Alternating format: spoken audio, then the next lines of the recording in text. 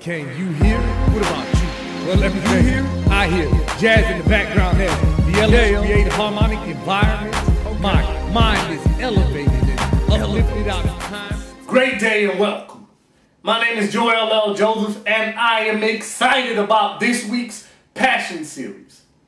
What are the Passion Series? Well, the Passion Series are a group of highlighted performances that spotlight not only the artist, but also the art of spoken word, which produces iconic messages and also deciphers contemporary and relative issues by breaking them down to both the layman's and the elite.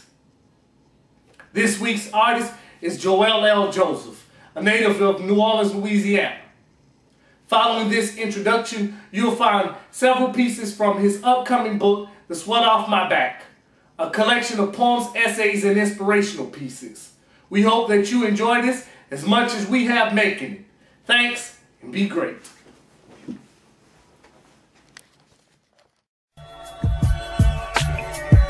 I am inspired by confidence. The first piece I want to start off with or introduce is called Flood City.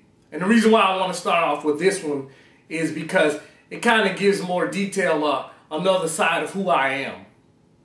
And the reason that I call my poetry pieces rather than poetry is because they are individual parts of my life. This is Flood City. I am inspired by accomplishments, so I reach. Stars are too far away, so I preach. Against rejection and resurrection, we must revitalize a city destroyed by decay.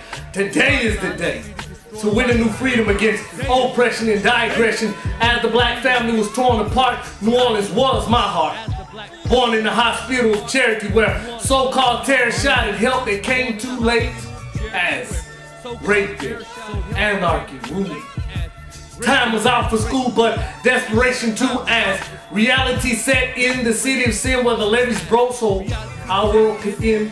Whose war was against poverty and animosity against grass or a bush. Parents push for education for the duration of a period of impatience where truth lies and lies root. From rooftops where my people were carried and tarried there for 5 days.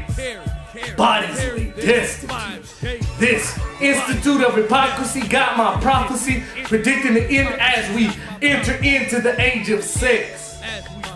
Arrest of hip-hop leaders, feed us on Oreos, pancakes, and white beaters that are pretty in my flood city. Administration can pretty in my flood.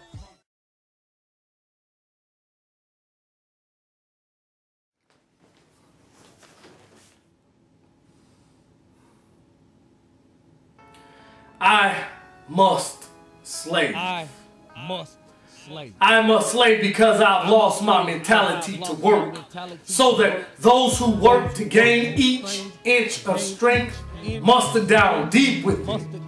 Harder, black is the night, can look down on me and say that I've truly not lost sight. My eyes are focused on the prize, therefore the wind and air I breathe are new each time I conceive and understand that each wrong was wrong from someone who knelt down and reached back to carry the future generations on their back.